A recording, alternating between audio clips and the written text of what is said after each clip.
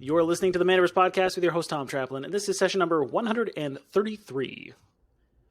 Welcome to the Manaverse Podcast. I am your host, Tom Traplin, and this is the podcast where we explore what it takes to build a successful, friendly, local game store. If you like what you hear on today's episode, make sure you subscribe to the podcast on whatever fine platform you are listening on. And if you're listening to this on YouTube, hit the like and subscribe button. As always, you can find the notes and links mentioned in today's episode at manaversesaga.com. Today, we've got Jamison Sachs on the podcast. Jamison is the owner of Common Ground Games in Dallas. Founded in 2013 by Jamison and D.R. Hansen, Common Ground Games is a premier retail and gaming space for all of Dallas-Fort Worth to enjoy and has well over 1,000 five-star reviews across Facebook and Google, which is a very good indicator. Welcome to the podcast, Jamison. Thanks for having me. No problem. I'm glad you're here. I'm excited to talk about Common Ground Games. You were actually recommended to me to reach out to you. I've been meaning to do it for a long time, but Gary Ray specifically said, hey, you got to go talk to this guy. I want to hear from him. So I'm really jazzed to jump into the conversation. Gary is very nice. I actually, my store manager was one of his employees years ago. Oh, yeah. Well, that's an interesting story, I'm sure. Yeah. But before we get into that, let's talk about the origin story. How did Common Ground Games come into existence? Why did you get into this business? What's this all about? So Common Ground Games actually comes from a midlife crisis, more or less. But in reality, I've been working in comic book and game stores. My second job ever when I was 14 was a comic book store. And I've been working in them anywhere from part-time to running other stores for other people. All throughout into my 20s, I was working in them.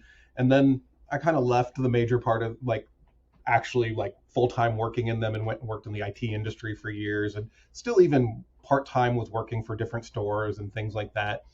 And then literally in my late 30s, I was working for a Fortune 500 company, working for their internal support desk, and got to the point where every day when I came to work, I had to sit in my car for a little while so that I wouldn't start crying because it was just so terrible.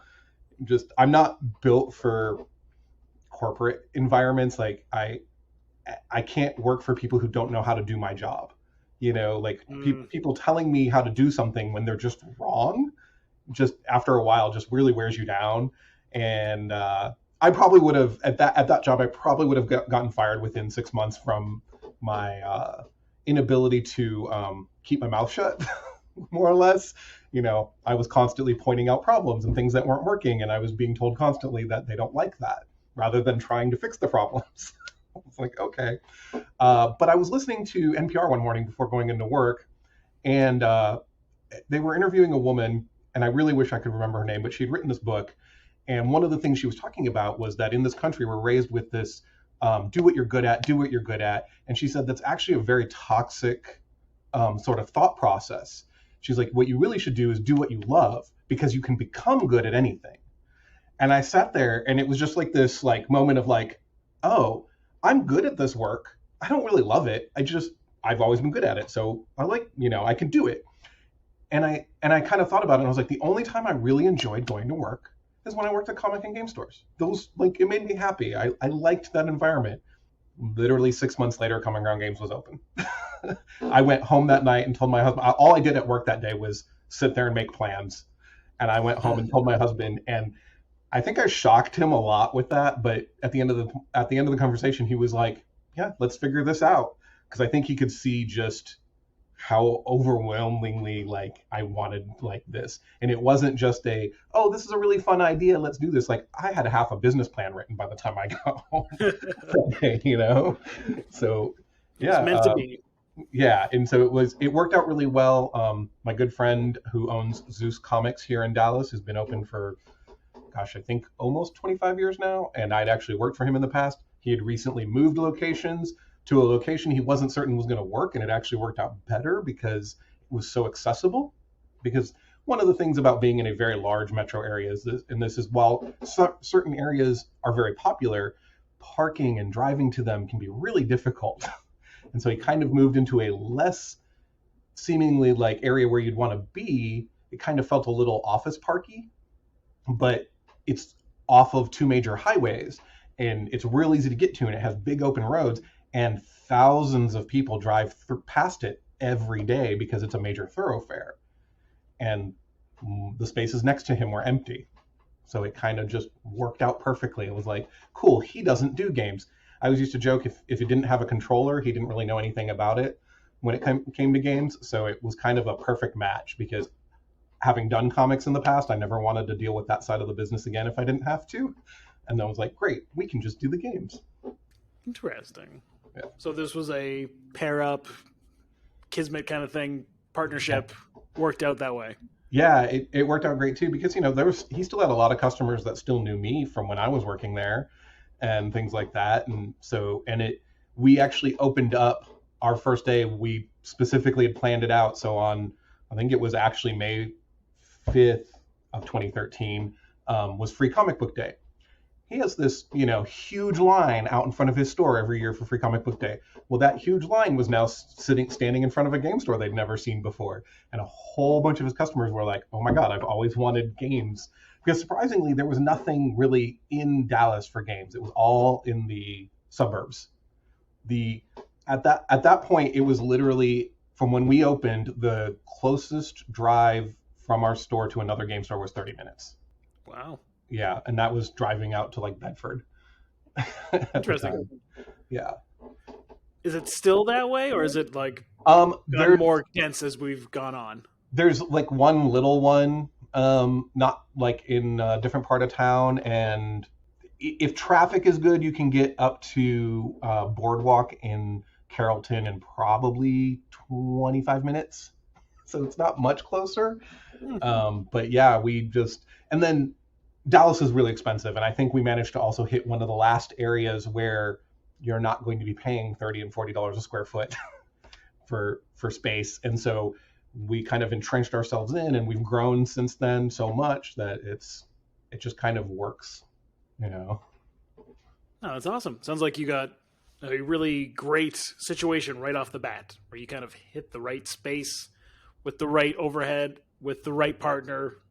Yeah, like a lot of things lined up really well initially exactly. for this thing to launch.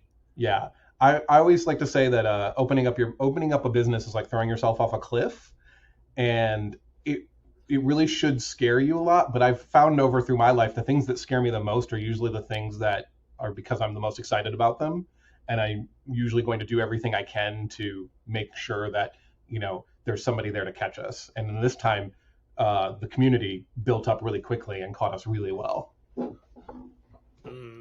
I like that. That's pretty interesting, and definitely I would say the experience of having this vision. I'm going to do this thing, and this is what I really want. And I just clicked, right? Yeah. I'm sure there is probably a lot of store owners who kind of had that moment of, I'm done with my corporate job. I'm done with whatever my life is at the moment. I'm going to go do what I want, right? I've been putting this off forever. I'm going to go do the thing that I want. Yeah. I just also, I'm so analytical that I also know it wasn't like going to be like, oh, this is a cool thing I want to do. I was like, nope, this is going to be what we do for a living. So it needs to be a business. It needs to make us money. And, it can be a really cool thing, but I was like, no, we're going to live off of this. And I think also having been with other game stores and stuff, especially at the beginning, a lot of them, when I started working for them, they were really like 0 to 6 months kind of spacing. So I saw a lot of things that I was like, ooh, I knew not to do that. I had a lot of experience working in those kind of situations. I'm sure that helped a lot as well. I'm sure the experience of working in the industry in some sense, and in the past as an employee, gave you a great perspective on what you would need to do once you become the owner. Yeah, absolutely.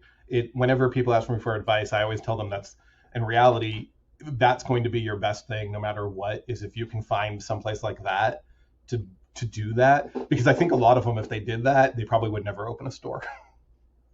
Just because. Probably not. Once you realize what it entails. Yeah. At least initially, when you are the ground floor and there's no one else, or there's only, maybe a couple other people, but you're doing most of the work yourself for that first couple of years, maybe. Yeah. You better get used to it. It was just me, and my husband was still working his full-time job. So it was just me most of the time. We didn't do any outside investment. This was all money we raised ourselves. We did not want to be beholden to anybody else. The whole point was like, no, I want to do this my way. and I don't want to have to convince other people like, that I know what I'm doing and that sort of thing. So it was just all us. So we didn't, I think it was a year before we even had our first employee, a little over a year, I think. Yeah. Which was one of Gary Ray's old employees. Well, it's a good one to pick up, I think. Yeah. They've been probably well trained at that point. Exactly. They already had a good perspective on how to do things, and so yeah, it was definitely a win on our part. Yeah, for sure. How thought out was the business plan? Like you said, you came home that day and you're like, I've got half a business. Let's get started on this thing. I mean, I've got this whole thing rolled out. I did that. Like I had a lot of the concepts and everything already done, and then I literally went and got some software. So I went online and found like a business plan template software thing and just started going through it. And I was doing all the numbers and everything and doing all the things that I really like people need to do, like going and finding the population and the density and all these things, the average incomes of the areas, and making sure that like my crazy idea actually had math behind it, so that I actually could go to a bank and be like, hey, give me money because look, this is going to work. And the business plan made sense. Like totally we're going to be able to do this. The funny thing is we destroyed the business plan.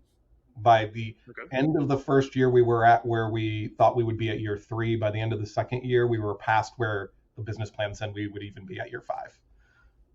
So it was just like, oh, okay, I was way too conservative. But at the end of the day, I would much rather be conservative.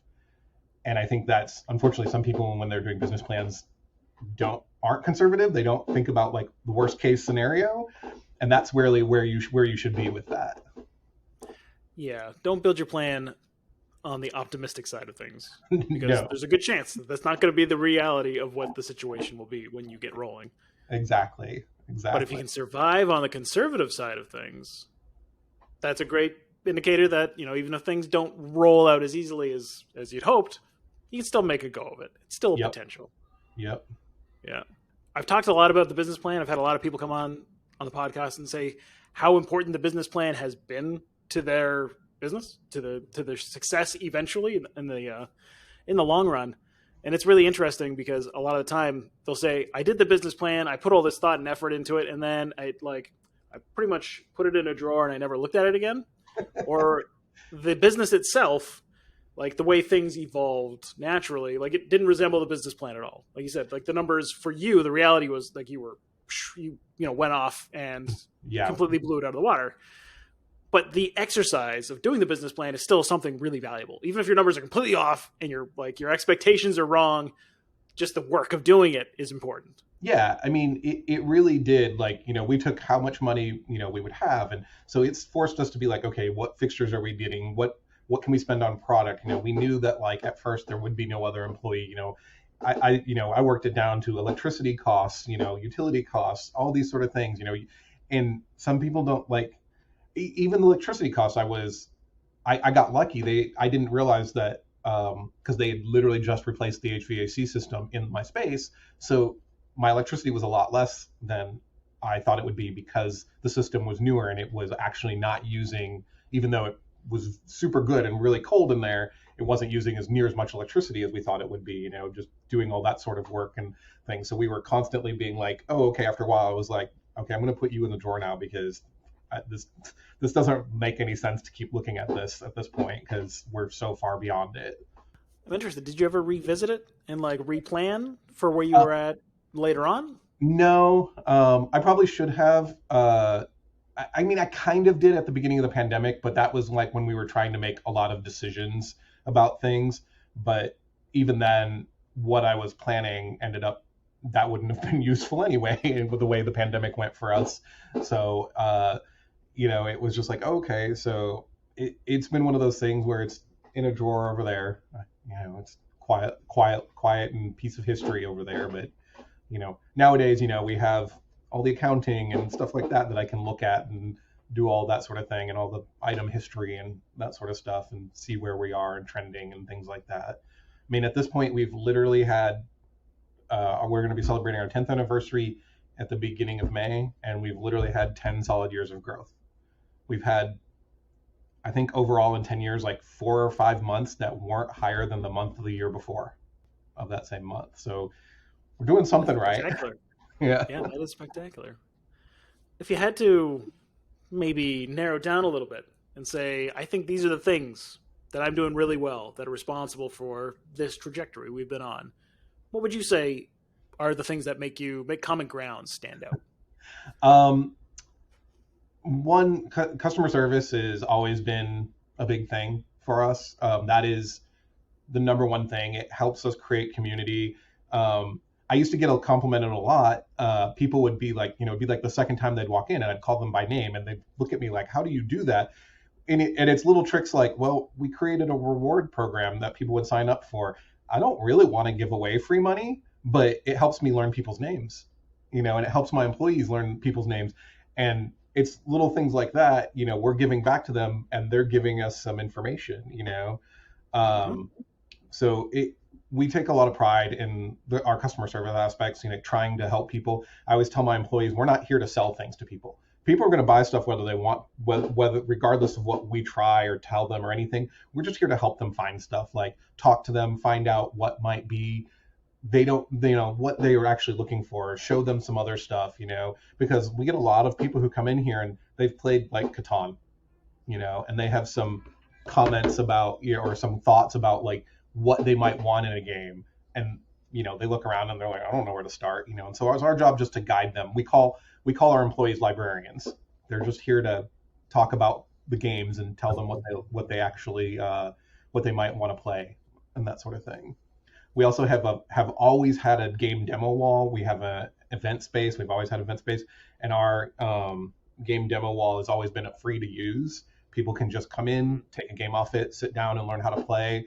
Because if somebody's going to spend $50, $60 on a game, I would love for them to try it out first and see if that's something they actually want to play. Because at the end of the day, if somebody buys something, takes it home, and then no matter how many times people have told them it's a great game, if them and their family kind of go, oh, well, we don't really like this, they're not going to associate that bad feeling with any of the people who told them it was a great game. They're going to associate it with the people who sold it to them, and so if we can convince them to try it or show them the things so that they have a little bit better sense of it, I've always been very big on that. I always feel like we run events really well. Like our events tend to have very few problems. We run a lot of events. We do that so that we do that very well throughout the thing. And then I think it's also a little bit, obviously my husband and I are gay. A lot of our staff are LGBTQ. We're a very big part of the LGBTQ community. And so we're known for being an open, inclusive store. We've become kind of a gathering place for a lot of people from all different walks of life, not just the LGBTQ community, that they know that they're safe and they're protected here, and they don't have to worry about anything when they're in here. They don't have to mask themselves. And it's been a really cool thing to see over the years. I mean, people have met their boyfriends, girlfriends, wives here, husbands here, all sorts of things. And it's just a really, despite the fact that we're now like this 10,000 square foot giant store, a lot of people tell us it still just feels the same as it always has to them. And I think that really is why we are so successful. I would say so. That's my guess as well. Sounding the way that you described it, I think a lot of store owners underestimate the value or the importance of feeling safe. Yeah. And feeling welcome. And absolutely. Like just how much that actually matters. We all know, clearly customer service, you need a welcoming space. You need it to be clean, well lit. It should be nice. It should feel like, you're allowed to be there. Right. Yep. But also there's more to it than that. And it sounds like you've created an environment that really makes people feel like they're at home. Yeah.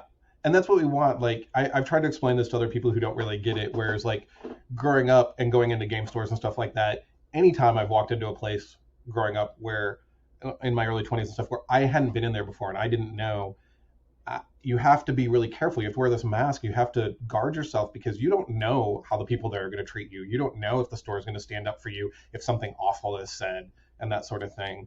And for people to kind of walk in here and realize really quickly, oh no, like from everything they've been told and they can see here, they don't have to do that here. It's just it's a different world for them. It really is. Yeah, yeah. I'm sure if we were to ask your customers, if they were here to be like, "Well, what do you love about comic books? What's bringing them in?" I'm sure they probably have a similar answer. At least that's my guess. Is that I would that's hope so. probably why they keep coming back. Yeah, I think so. At the end of the day, that and Yeah, we have some cool games here and there. yeah, that helps, right? The products having cool products and cool games helps, but Yeah, it's so much of what makes a game store, making a friendly local game store, makes it a thing that's not just another retail location or exactly. just another business, right? Is Yeah, this idea of the experience that you have when you're there and yeah. If you, how it becomes a part of who you are, and so much of how much you're identifying with the store. Like, it's crazy in a way to think about how many people, like you said, have met their partners while playing games at a game store, or built lifelong friendships, yeah, because that's certainly my experience. That yeah. Absolutely. I mean, anybody can walk into nowadays can walk into a Target or something like that and buy a game.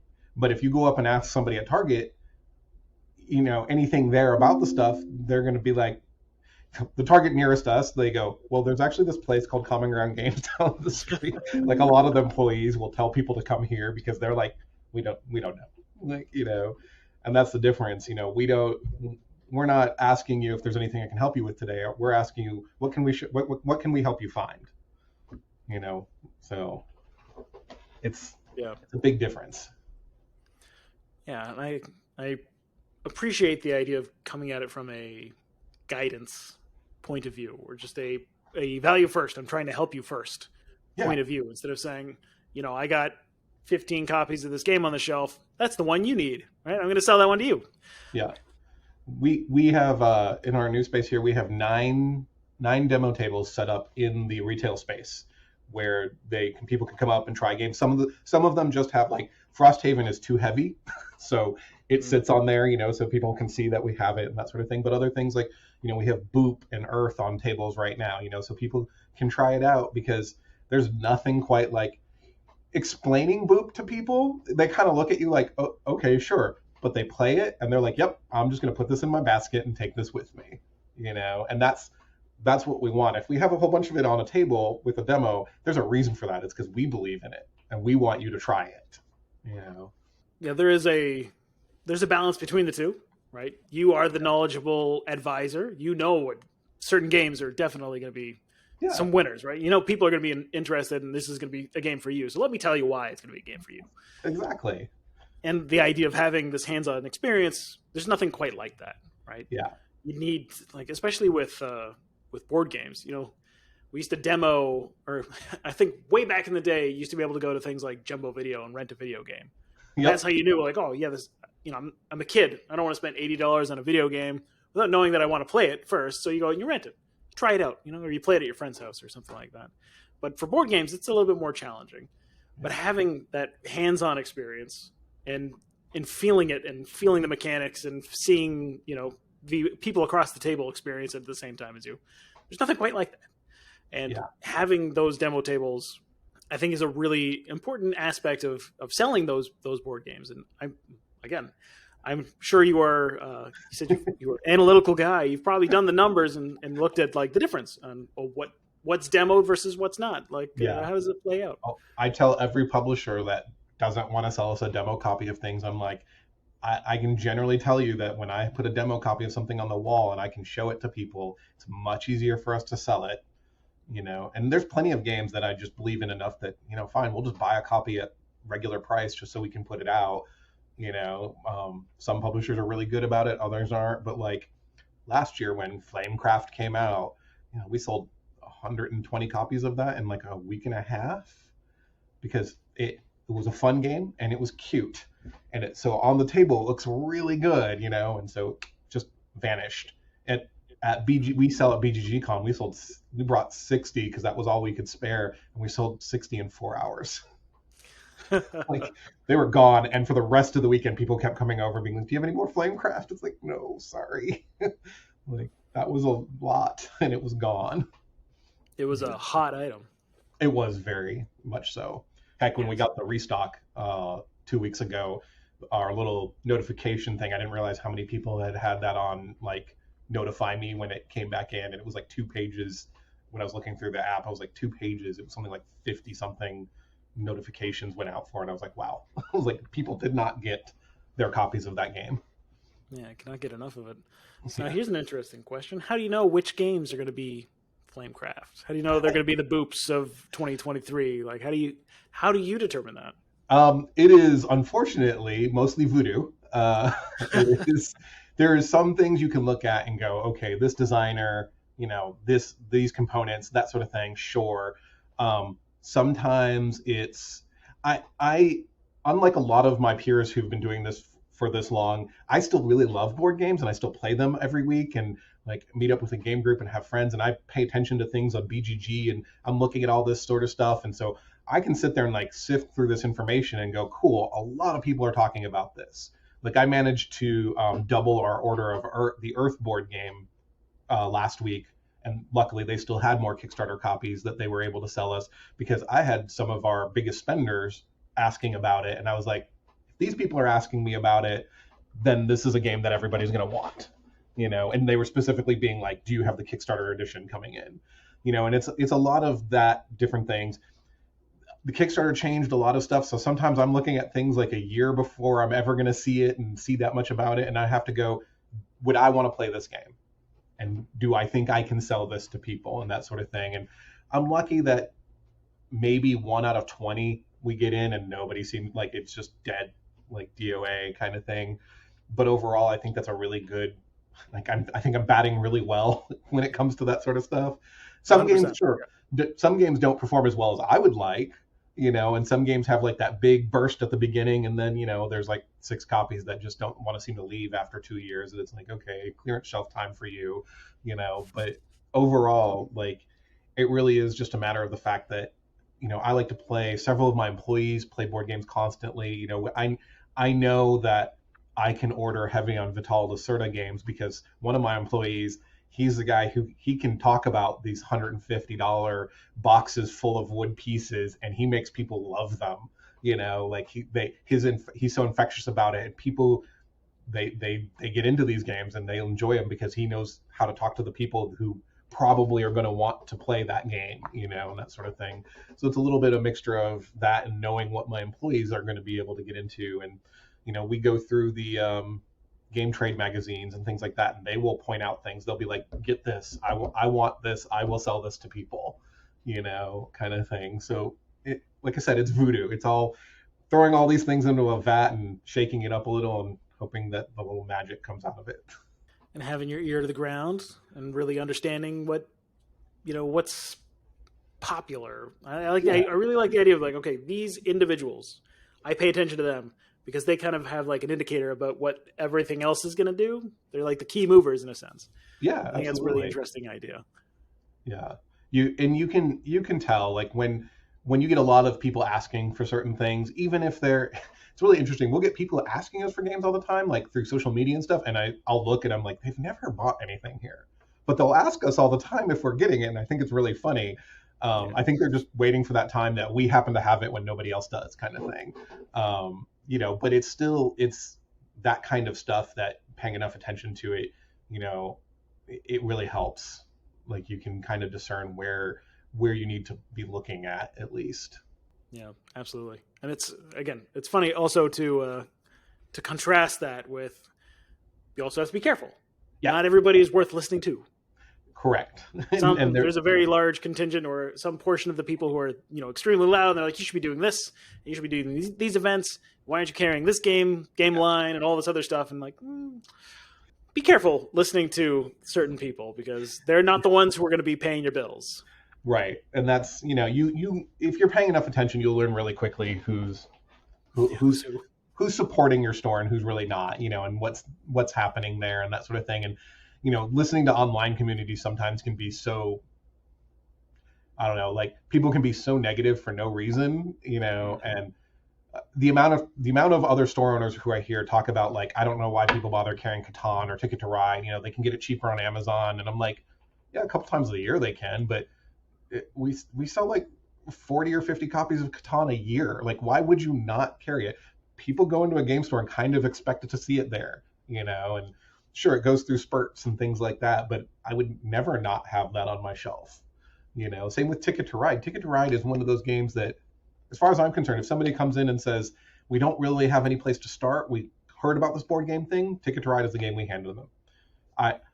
A lot of people get told Catan, and I always hate that, because Catan, you have no chance of winning if somebody else is teaching you how to play that game. None, because it is all about the first couple turns and you don't know what you're really doing.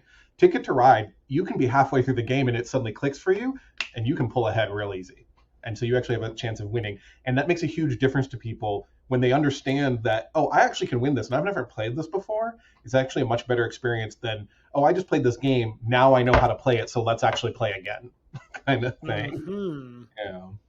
Yeah, I like that differentiation. And I think that indicates, or that leads to the idea of, like, when you're teaching somebody, when somebody's experienced something for the first time, it's really important that they have a good experience. Exactly. The first time. Exactly. And like I think normally, like, I look to Magic, because that's been my thing. My Magic's my game forever, basically, since I was a kid.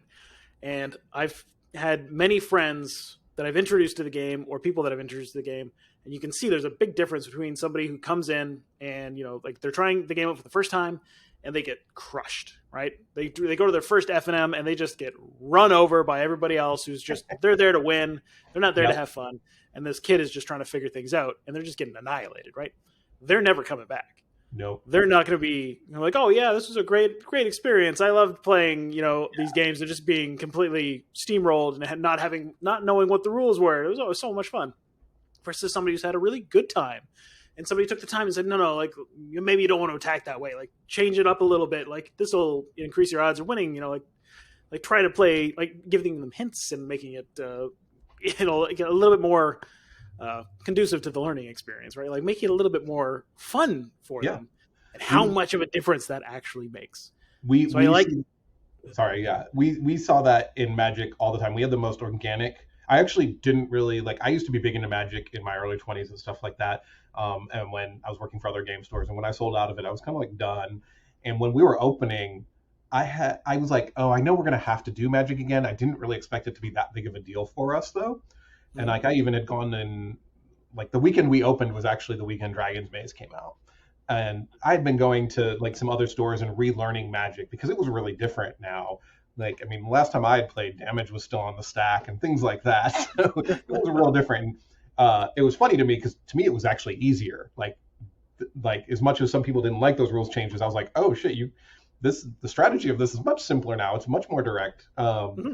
But our Magic community grew really fast and it grew very organically. And luckily it grew very, I was very stringent about certain things about, hey, there's kids in here. You don't get to swear. You can't treat people like this, act like adults, things like that. And it was really cool to watch how these people actually very organically were like, oh, okay, well, we like playing here, so we're going to adopt this attitude too. And, at F&M and stuff like that, you very, like, sure, there are always a couple people who just winning is the most important thing to them. But for the most part, it was, hey, no, like, if I show this person, like, if I help them, they're going to want to come back, and we're going to help grow the community and stuff like that. And, we're very big on doing, like, sealed for F&M because that's the best way for new players to just get into the game and, have a good time because everybody just opened up packs and they get to play. And it's usually the only other thing they've played is pre-release. So it's the most similar experience for them. And it helps them build up their collection and things like that. And it's one of those weird things I never thought I would say early on after experiencing Magic at other stores that I was like, how proud and amazing how proud I am of our Magic community and how amazing it really is overall. Like, we've been able to do some really cool things, and just even after the pandemic, having to restructure and set up again and just watching those people come back and everything, it's been really great.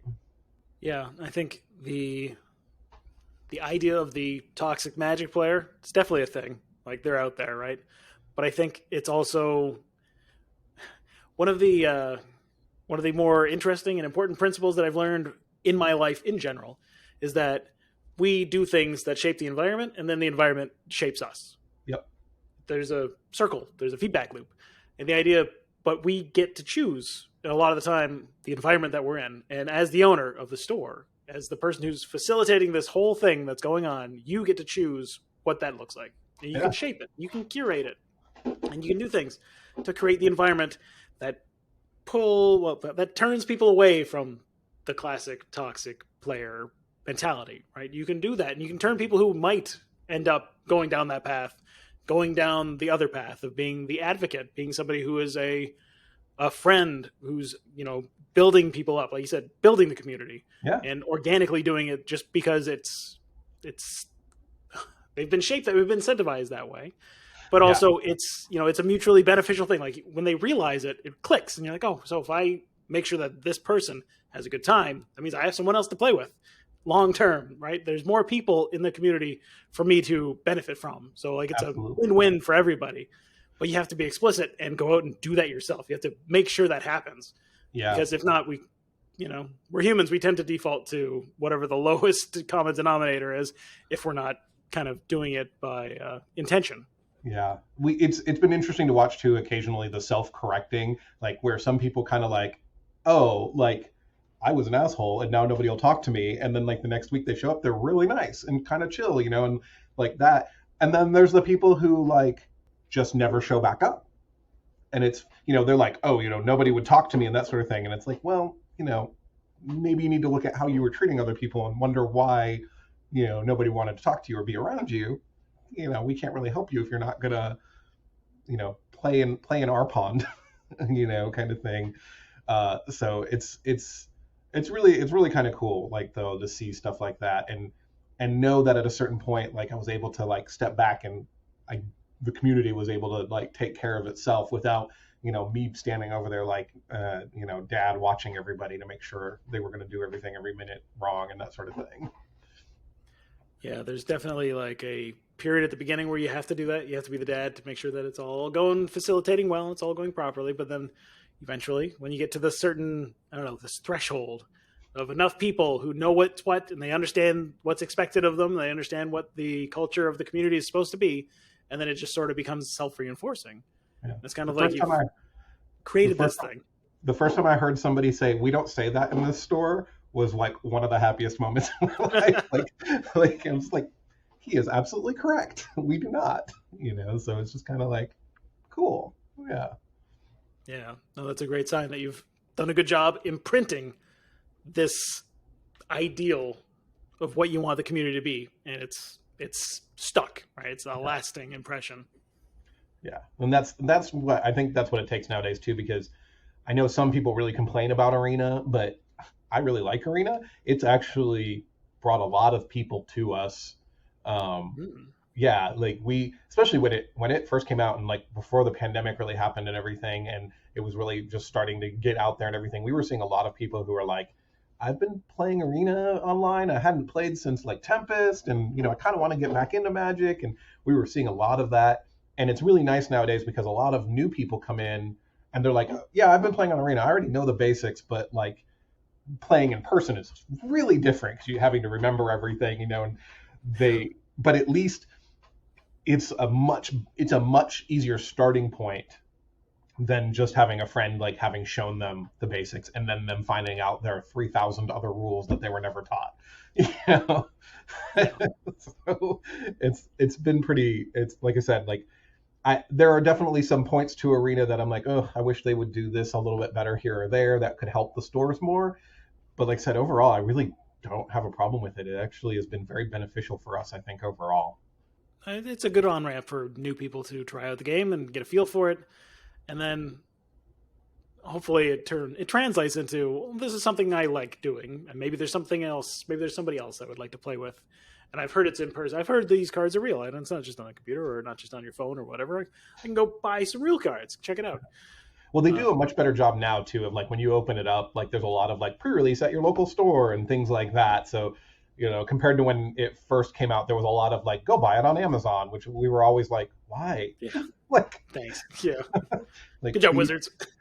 Like, hi, remember us over here? So yeah, like I said, I've heard a lot of weird, like differing opinions over Arena a lot, but I tend to, it's not going anywhere. So, you gotta learn to just live with it and use it to your own advantage. Yeah, it's only going to get more prevalent as we go along, and that's not necessarily a bad thing. Yeah, I mean, the Lord of the Rings set will be the first non-standard set that comes out on Arena at the same time. So that's going to be interesting. And I have a feeling that's going to, people getting to play with that is going to drive a lot of people into wanting to come play at the store, because that's the thing. We've already got a lot of pre-orders for Lord of the Rings, and a lot of them were for people that haven't bought Magic from us before. So I consider that a huge win. Oh, absolutely. The Lord of the Rings set is going to be, it's going to be good. It's going to be good. Yeah. And it's probably, for me, it's probably the best crossover so far. The idea of like this IP kind of working together with Magic is just match made in heaven kind of situation. Yeah. As one that you're going to do for a full set, that's not something they own, because technically Adventures in the Forgotten Realm was technically the first crossover, if you really look at it that way. But like as the first, like, this isn't something we own and we can't really say it's part of our universe technically. I think that was a very smart idea on their part, because you're taking one of the most well-known and most beloved fantasy things in the world, which is very easy to translate into Magic cards, you know. Oh, yeah. Whereas the Warhammer decks were awesome and they're really fun, but I'm certain that there was a lot more thought process involved in, like, how do we make this futuristic thing work as a Magic card? Yeah. You know? Yeah. I remember way back in the day when they made the decision that gunpowder, that was going to be like a cross. That was a line that they were not going to cross long time ago. Like that, you know, that left the realm of fantasy, and they were, that's not Magic. Obviously they've, you know, I guess chainsaw swords is enough to be like, this is okay. This is close enough. I mean, but, they kind of, I mean, they already basically had lasers and things like that. I mean, some of the planes are well beyond gunpowder and things. So yeah. It's just like, oh, yeah. okay. Yeah, it didn't seem that on. Yeah. But yeah, no, I'm definitely a product I'm looking forward to, and I'm sure there's a lot of customers, a lot of people who are just, you know, Lord of the Rings fans, and they've heard of this new product coming out, and this sounds interesting, and maybe they've been close enough to Magic to know about it but never jump into it, and that's perfect reason to give it a shot, right? We saw a lot of people buying Forgotten Realms stuff just for the art, and I have a feeling we will see that with Lord of the Rings as well, where as far as they're concerned, they don't care that it's a game. It's, to them, it's just like a trading card. You know, like, it's got cool art that they've never seen before for their favorite characters, and they're going to want that. Yeah, yeah, it's going to bring in the collectors, not just exactly. the players, which is great overlap. Yep. Yeah. So, to go all the way back into business conversation, boring stuff, what is the hardest part about being a game store owner? Probably the hardest thing for me, at least, is that the sense of worry. We have 12 employees, and that kind of sense of, like, I'm responsible for them. Like, my decisions directly affect, you know, their lives. You know, like, this business needs to remain stable. We have people who depend on us now.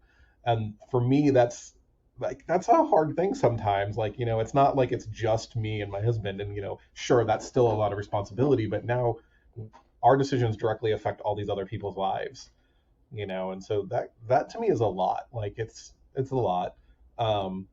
Beyond that, accounting is the worst.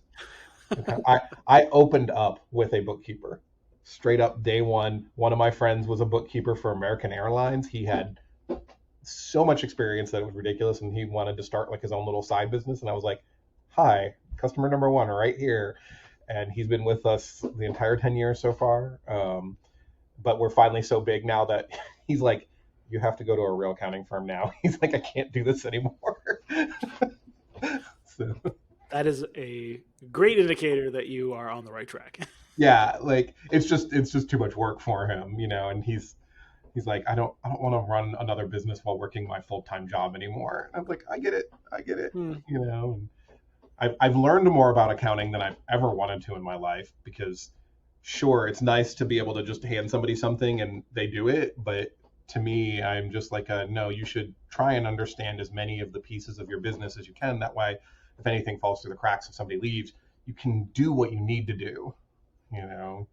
And that's hard for some people, because you're, as a small business owner, you're everything. You're you're the buyer, you're the seller, you're the accountant, you're the CPA, you're doing all this stuff, and you have to know kind of how to do it all, and there's a lot to it. Yeah, in a lot of ways, being a business owner is one of the toughest jobs in the world, I would say. Like the Yeah, idea of being, this small business owner, as it's phrased with like capital letters. Yeah, the small business owner, anything but small in so many ways, yeah, and it's challenging. And I think the idea of having at least a little bit of expertise, a little bit of knowledge in all the different areas that you might have to fill the gaps in, that can certainly help you, right? yeah, It can certainly help you because there will be times where you have to fill in the gaps.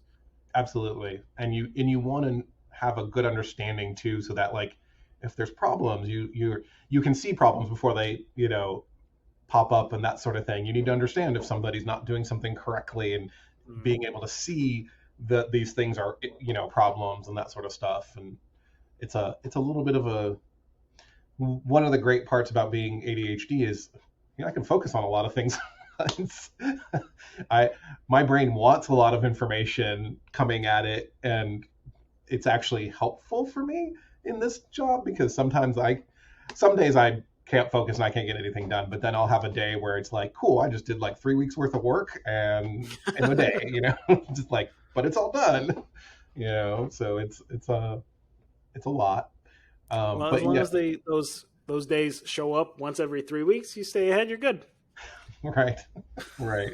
But yeah, the people aspect, like between having to worry about that, managing people and all that sort of thing, like I think that's honestly the hardest part of running a small business. Once you start hiring and having employees, it changes the very nature of everything, because you also, when you're hiring people, you hope that they can fall into your vision and that sort of thing, but everybody's made up of different things, and they're always going to have their own ideas and stuff like that. And you kind of, it's a great thing though, because you want that kind of mix so that the store becomes more than just you want to be able to take vacations and things like that, and know that it's not going to stop working. You want to be able, as you can see, I have an office now.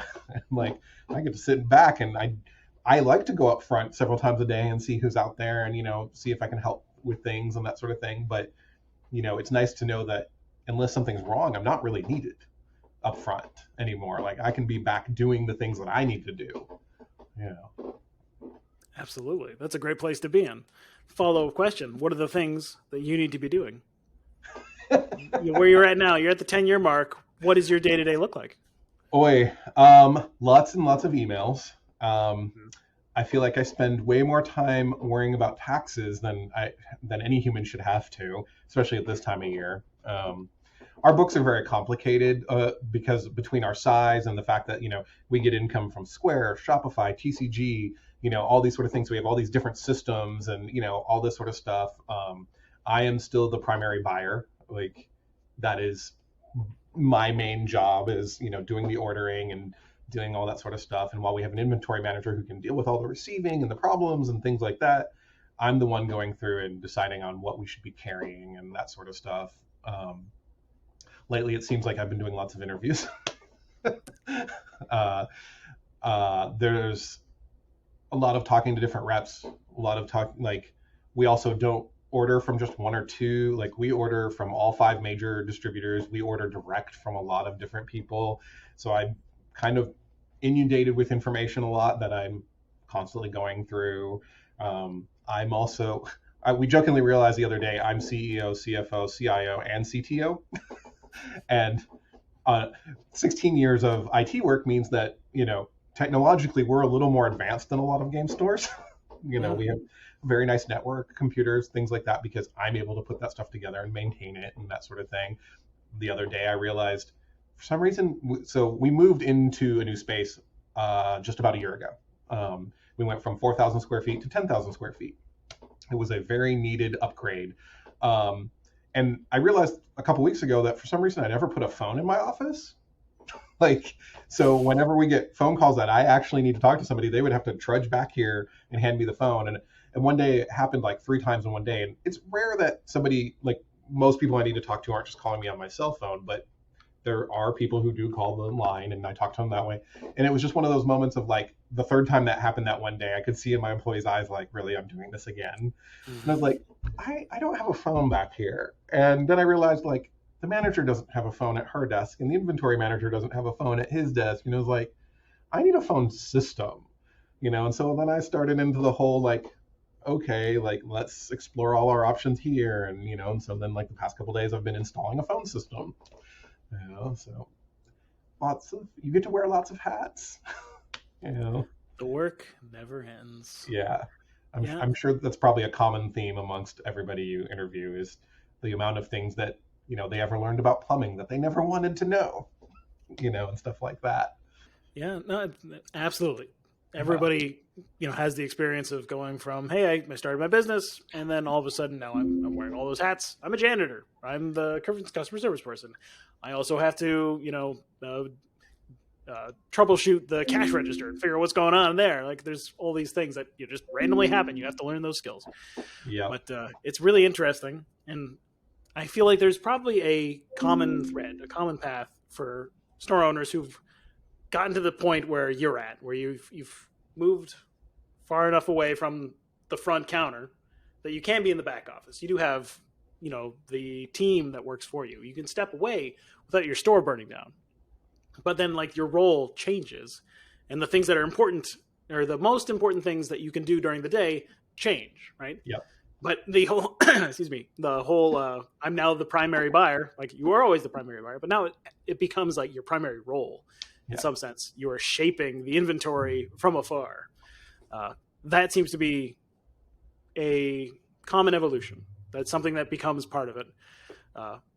Even store owners who I've spoken to who have multiple locations and huge teams, that's an aspect of the business that they are maybe reluctant to let go, or just it's hard to find someone who can replicate it as well as you could.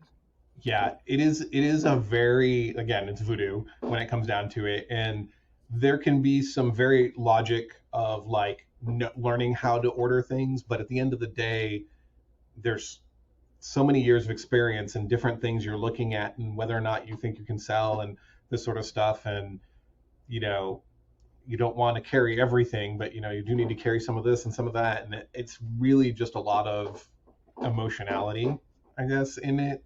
For lack of a better term. So you're having to do that. And I do think it is one of those things that most store owners, like, you don't want to give that up, because that is the one of the main parts of the heart of the store, is having that inventory there, and knowing that. And so if it's on you, you're the only one that can kind of be blamed for it at the end of the day too. Like, if you don't have it, if you have too much of it, that sort of thing. And because there is that kind of that, if you put that on somebody else and they're bad at it, like, how do you teach that? And, like, great, now we have all of this stock that we are never going to get rid of, at least when, there's that one game that's taunting you from the clearance shelf after 5 years or something like that, you can at least teach your employees to laugh at you about that kind of thing, and be happy when it finally does go away. So it's a really hard thing to teach, just because you have to do it so heavily and so much when it's just you, that eventually when you have all those other things taken away from you, you start to realize that how do you teach that without having somebody there with you doing it every day constantly? And generally you're probably better off paying them to do other things. Again, it's not a bad place to find yourself as well. Of all the things you could do, being the leader, shaping the team, and then kind of maintaining the heart and soul of what the business is all about, I think that makes sense to me. That doesn't seem like it's a bad place to get to. No, it's pretty good. It's a pretty good gig. For somebody who's listening to this and they're thinking, I want to open a game store at some point in the near future. I've got this vision. I've got this idea. This is something that I really want to pursue. I'm sure you get this question a lot. What kind of advice would you give somebody today, 2023, mid-April? What would you tell them leading up for the next 12 months? What should they be thinking about? My joke, whenever somebody asks me this, my first thing I always say is don't. The reality of the situation, though, is that it's don't do this unless you're willing to put in the work, because it's you need to do a business plan and you need to be truthful about it. Because one of the biggest things I see is that I follow a lot of the different groups, and I'm in like the opening and game store, Facebook group and things like that, because I will gladly give people advice if they're willing to receive it. And the first thing I see a lot of times is we're in this size of town and we'll be the fourth game store, and I'm just sitting there going, that size of town should only have one. Why would you be the fourth? Like, where are you going to get customers from? Like, there's only so many people. And so it's really the next year is also going to be very interesting. The hobby industry is still growing by leaps and bounds. We just had a Dungeons and Dragons movie release and it was good. Like, I mean, as a kid, like, had you told me that, I would have just laughed at you, but to see them spend $300 million on a movie and it actually came out good, like, it was like, oh wow, okay. So we're still going to see huge leaps in the hobby industry and still lots of influx. It's it's no longer the thing that nerdy people do in their parents' basement. It is a very mainstream thing now. And what we found a lot during the pandemic, our business increased a lot. We spent 2 weeks making sure that when we were shut down, making sure that our entire inventory was on our website and it synced to our POS, and we started doing deliveries. And we started getting all these people who were stuck at home, couldn't go to work, and they were going to play board games now, because after like a couple weeks, they were like, I think I've played every video game I want to play for a while. And we thought a lot of them would be like, oh, this is the board game they buy and we'll never see them again, kind of thing. And the amount of them who became board game enthusiasts has been so heartwarming. Like, they are now like, they are addicted to this hobby. They've really gotten into it. And those people didn't just dry up once the quote unquote over, and so I think we're still going to be seeing a lot of that as more people get into it, more people share their experience with board games. You're still going to get more people going into it, and that's both good and bad, because the industry is still growing, and it's grown in such leaps and bounds and in ways it never expected to, that there's lots and lots of growing pains, and there's going to be lots of, I think, missteps and mistakes that companies make and different ways, and it's going to be really hard for people to adjust. And like, in the past, a lot of stores have always relied on TCGs to like be the backbone of their income and that sort of thing, and new stores don't get that access anymore. Like, sure, you can get Magic, but Pokemon, a lot of these other games, they're still having a hard time giving me everything after 10 years. Like, what I order now, like, they can't fulfill it all, and they're going with the people that they've already got 10 years of experience of them getting paid on time and things like that with, before they're going to send any to new accounts and that sort of thing. So it's real hard to figure out where you're going to how you're going to survive with these constant changes if you don't really have the history of these constant changes to deal with, if that makes sense. Yeah, we live in tumultuous times. Yeah, I mean, the media would like to tell us, has been telling me for a year, that we're in a recession and that we're having a recession and we're going to be in a recession. I keep hearing that, yet when I go and look at like job growth numbers, like, sure, some major corporations keep laying off people to increase their stock value, but beyond that, I still see plenty of jobs, and I see people getting jobs, and we haven't really seen much of this recession yet. So, like, okay, let's keep moving along. The allocation situation is tricky. It's definitely something that every game store, like existing game stores, are struggling with, not just brand new ones, but brand new ones are especially dealing with it. And it might be like a symptom of too much success. It might also be, layover from the pandemic. The supply chain still kind of messed up. Yep. There's a lot of things, a lot of factors going on. And hopefully things sort themselves out sooner rather than later. Yeah. And things kind of adapt to the environment that we're in, and we figure out the equilibrium for, exactly. Everybody gets exactly what they need for their market and for their customers, and they get the perfect amount, and everyone manufactures exactly what's required. Hopefully, it gets to that point at some point in the future. It's Yeah. that's a real challenge. And I don't envy anybody whose job it is to decide how many copies of this am I going to print or attempt to print and things like that, and then figuring out where it all has to go. I don't envy anybody that job, particularly right now.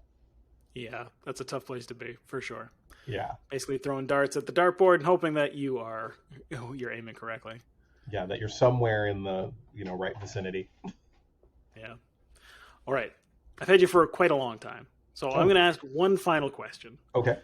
The last question is, since the theme of the podcast is success, it's trying to build a successful store, successful business, what have you. The question has to do with success, but success is a really ambiguous term. It means a lot of things to a lot of different people. So the question is a more philosophical, a little more personal, but what does success look like for you when it comes to your business? When it comes to the business, it's more, do you mean like personally, or like what I thought, when I recognized that like I was successful, or like when I realized that the business was successful? Let's do both. Start with you personally. Personal success. What does it feel like? Okay, I made it. Personally, for me, it was when we bought our house at the beginning of the pandemic. Like, I was raised with kind of the concept of like, you don't really, houses are bad investments, because at the end of the day, your time is worth money, and you will put so much time into a house that it technically, if you really look at it, it's never actually going to, even if you flip it you have to make so much more on it before you actually made a profit, if you really consider your time in money.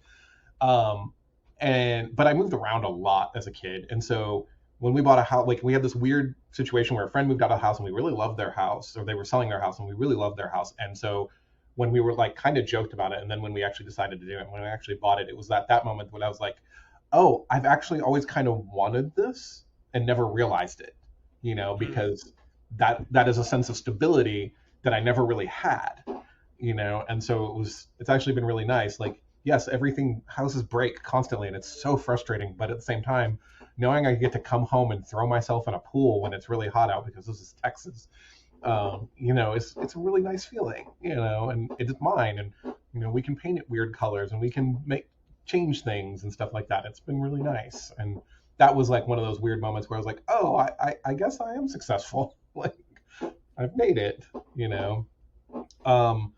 As far as the business goes, for me, it's been more like just lots of milestones. Like when we, like after a year and a half, we had to expand because our first thought was start small. Like, there's a 1,500 square foot space here. Like, let's take this, because if this is a dumb idea and it doesn't work, we don't want to be out everything for the rest of our lives, kind of thing, And then realizing after a year, like, oh, we need more space and we need it now. And we got lucky that our neighbors moved out and we were able to take over that 2,500 square foot, and we're able to make a 4,000 square foot store, and we're able to do so much more with that. And then realizing, not even 3 years later, that we needed a lot more space. It just took us 5 years to actually get it, between the landlords kind of messing with us because they were selling the property and not telling us, and then the pandemic and new landlords and all this sort of stuff. So it took a little bit longer than I would have ever liked to do that. And I think another measure of success for the store actually was when I was invited to speak at Gamma for a couple of years. Like, the fact that some of my peers wanted to hear what we were doing and that sort of thing, I thought was really like a good sign of like, oh, I'm clearly doing something right here if they want to know how we do it. And then that was also the first time was really fun because we put a joke title for the event, and then it never got changed. And because of that, we basically had standing room only in it, because I was doing it with a man named John Stevens, and we titled it Using Events to Help You Fail Faster. And we were just kind of kidding about that. We meant to come up with like a more professional sounding title, but it turns out that title actually got a lot of people's attention. Random afterthought there. Oh, for sure. No, that's the age of the internet, right? That gets the clickbait title. As much as we dislike them in general, they work, right? They get people's attention and they get people to pay to click, right? There's a reason why they are everywhere. It's ubiquitous. It's just, or the reason why every YouTube thumbnail is somebody going, it's just, that works. It works. For some reason, that's what our brains connect with, and it works. So it makes a lot of sense that people are like, I want to learn how to fail fast. That sounds really interesting. It was funny. It was I thought a very necessary thing where I threw a lot of math at people, which was really funny. Like I had charts and figures and we were basically talking about like how your events should make you money and that sort of thing. And the amount of people who, when we put our examples up, who we were kind of like, I could see the look on their faces. And I literally had one woman raise their hand and was like, so in this example above, like doing a draft at this price with that price support, which is what we do before we even look at like our space and our employees and things like that, we're just losing money straight up. And it was one of those like, yes, like, like how long have you been open? Like kind of moments like, yes, you should understand this, that before we even get to the part where like every square foot costs you money and your employees and your all this sort of stuff, you're already losing money. Like, how are you making that up? And that sort of thing. And it was really interesting because the first time we did that afterward, like a lot of people were coming up and talking to me and being like, I never have been presented with this information. And to me, like, it's kind of one of those, like, that's business 101. Like, you should know this kind of thing. You should know how much per square foot your store costs and all these little things. And I found it very fascinating. And it was very rewarding to know that, like, for a lot of people, it kind of changed how they look at certain things. Yeah. And I'm sure this is not a game store owner specific thing. I'm sure there are a lot of business owners who, didn't take business courses in college or didn't have that experience before they jumped into something, and they just don't have that foundation. But it is also very common. College? Was I supposed to go to college? I didn't do that. Or even high school. Like there's, or read a business book, right? Like there's a lot of people who just sort of like, this is what I want to do and sounds great, let's go, right? Without doing some of that fundamental learning, or they wait, or like it takes a very long time. But it's interesting because that means that they've succeeded despite all of that. Yeah. Like the drag of, running events and losing money every day without even realizing it, and still being like, well, I'm still open. We're still doing things. We're still growing. Like, well, imagine what would happen if you weren't doing that anymore and you were making money instead, right? Like, what could happen? What could it be? One of my other store owner friends says, he likes to eat steak, not hamburgers. Like, and I was like, I kind of like, I get that, Yeah. You had a choice. Yeah. Oh, awesome. All right. Well, again, we're going well over an hour at this point. Do you have any parting words of advice or anything like that you want to leave the listeners on a happy note or even a sad note? No, that's nothing sad. This is a joyful industry. I listened to a Hasbro podcast with Chris Cox the other day, and I had no idea Hasbro's mission statement is to bring joy. Like that is their entire mission statement, and I think that's a wonderful thing. And I think our industry sometimes needs to remember that, like that really should be what you want to do, is just to bring joy to your customers and that sort of thing, and to spread that forward, because at the end of the day, positivity and joy, your customers having a good experience, like we often say, we're experiential retail. That's what's going to make you money. Like people wanting to come back to your place, that's what's going to make you money at the end of the day. They, like I said before, they can go to Target anytime they want and buy stuff, but having a sense of joy when they come in here and when they leave and stuff like that, that's going to be your biggest asset beyond anything else. Being able to, and for some people, that might be, you need to recognize that you're not the best person to be up front, but you can hire people, you can hire your weaknesses. That's always what my husband likes to say, you can hire your weaknesses. And so, you need to be honest with yourself and do these sort of things. And, if it's not working for you, get somebody else to do it for you.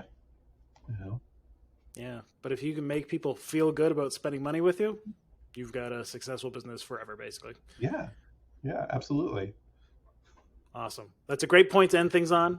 Thank you very much for coming on the show. I really appreciate it. This is a good time. A lot of fun. It's taking you like 3 years or something, I feel like, to get me on here. Like, that's all. Worth the wait, though. Worth the wait. Glad you could join me tonight. And yeah, all right, that's it for today's episode of the Maniverse Podcast. Don't forget to hit the subscribe button so you stay up to date whenever we upload. And if you like what you hear, we'd also appreciate a quick 5-star review on iTunes. Thanks again for listening to today's show. We'll see everybody again in the next episode.